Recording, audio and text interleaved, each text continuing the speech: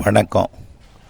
செல்வகுமாரின் மதிய வானிலை ஆய்வறிக்கை 2024 செப்டம்பர் 28 சனிக்கிழமை மதிய நிலவர ஆய்வறிக்கை.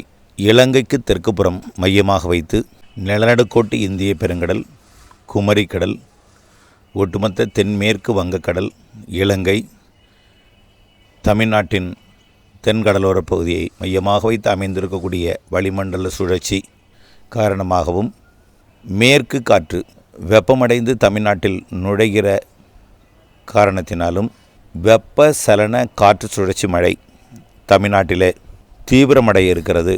அறிவித்தபடி இன்றைக்கு செப்டம்பர் 28 தென் மாவட்டங்களுக்கும் மேற்கு தொடர்ச்சி மலை மாவட்டங்களுக்கும் அனைத்து மத்திய மாவட்டங்களுக்கும் நல்ல மழைப்பொழிவை இன்றைக்கு கொடுக்க இருக்கிறது.